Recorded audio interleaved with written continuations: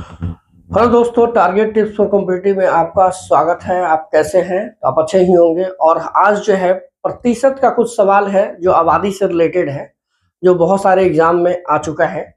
इस टॉपिक को हम अच्छे से समझेंगे, इस क्वेश्चन के पैटर्न को वन बाय वन। और चलिए पहला क्वेश्चन समझते हैं दोस्तों। कहता है कि किसी नगर की आबादी जो है 5% प्रति वर्ष बढ़ती है, तो 3 वर्ष के अंत में उसकी आबादी क्या होगी, जबकि उसकी शुरुआती आबादी जो है 8,000 है।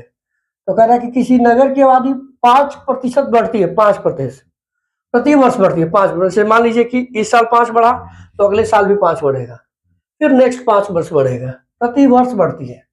3 वर्ष के अंत में, मतलब 3 वर्ष जैसे 1 वर्ष, 2 वर्ष और ये 3 वर्ष के अंत में उसकी आबादी क्या होगा। तो इसको कुछ नहीं करना है दोस्तों, ये 5 वर्ष है, आबादी बढ़ रही है, यानी प्लस मान के चलना है। तो 5% को आप क्या लिख सकते हैं, तो 5/100 लिख सकते हैं दोस्तों, ठीक है। अब इसको आप काटेंगे तो 1/20 हो जाएगा, और ये 3 वर्ष बढ़ रहा है, इसलिए आप इसको क्या करेंगे, प्लस कर देंगे। तो 1 प्लस करेंगे इसमें तो 21/20 हो जाएगा, ठीक है।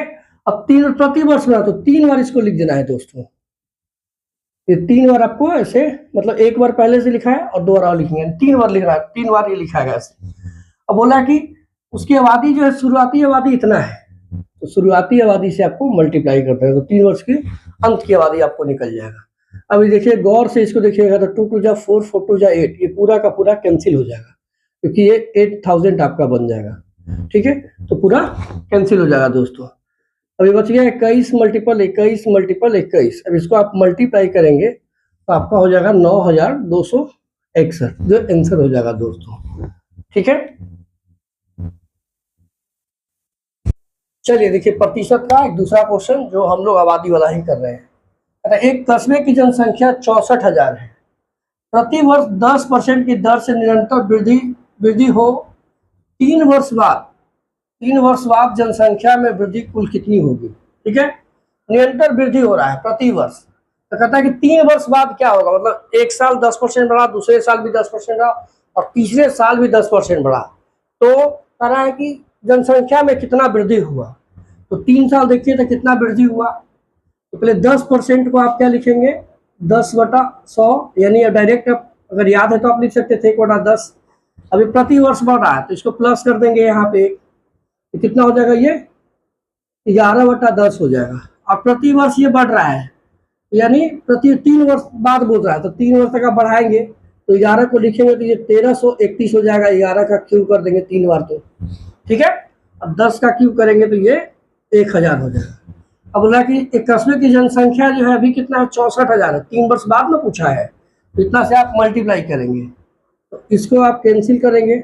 अब ये 1331 मल्टीपल 64 करेंगे, ठीक है। यहाँ तक कोई दिक्कत है नहीं, तो करेंगे तो आप आ जाएगा 85,184 आ जाएगा, 85,184 आ जाएगा। इसको आप मल्टीप्लाई करेंगे तो बोल रहा है कि कितना पर कुल जनसंख्या में कितना वृद्धि हुआ है।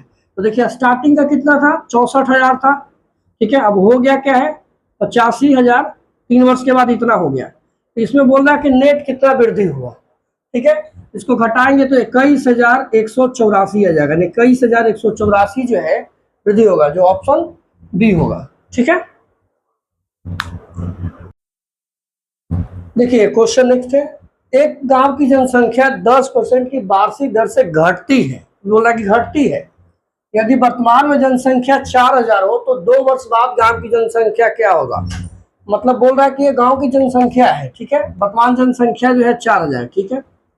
उसके बाद बोल रहा है कि प्रति वर्ष जो है 10% घटती है, तो 10% यहाँ मल्टीप्लाई करके लिखेंगे तो 10% को आप 10/100 लिखेंगे, यानी इसको अगर काटेंगे तो कितना हो जाएगा, 1/10 हो जाएगा, ठीक है। 1/10 हो जाएगा आपको। और बोल रहा है कि प्रति वर्ष घटती है, तो 2 प्रति वर्ष घटती है तो 1 आपको माइनस करना होगा, तो कितना हो जाएगा आपको, ये आपको 9/1 माइनस करेंगे, इसमें से 1 माइनस, फिर 9/10 हो जाएगा। प्रति 2 वर्ष के बाद पूछ रहा है तो ये 2 बार कर देंगे, 9/10, ठीक है, 2 बार लिखेंगे आप। अब इसको यहाँ से यहाँ कैंसिल करेंगे तो हो जाएगा 40 और ये हो जाएगा 81। अब इसको आप मल्टीप्लाई करेंगे 4 और चौका 32, यानी 32 40 जो होगा आंसर हो जाएगा, डी आंसर हो जाएगा आपका। हेलो दोस्तों, टारगेट टिप्स फॉर कॉम्पिटिटिव में आपका स्वागत है। आप कैसे हैं? तो आप अच्छे ही होंगे। और आज जो है प्रतिशत का कुछ सवाल है जो आबादी से रिलेटेड है, जो बहुत सारे एग्जाम में आ चुका है। इस टॉपिक को हम अच्छे से समझेंगे, इस क्वेश्चन के पैटर्न को वन बाय वन। और चलिए पहला क्वेश्चन समझते हैं दोस्तों। कहता है कि किसी नगर की आबादी जो है 5% प्रति वर्ष बढ़ती है, तो 3 वर्ष के अंत में उसकी आबादी क्या होगी, जबकि उसकी शुरुआती आबादी जो है 8,000 है। तो कह रहा है कि किसी नगर की आबादी 5% बढ़ती है, 5% प्रति वर्ष बढ़ती है। 5% से मान लीजिए कि इस साल 5 बढ़ा तो अगले साल भी 5 बढ़ेगा, फिर नेक्स्ट 5 वर्ष बढ़ेगा, प्रति वर्ष बढ़ती है।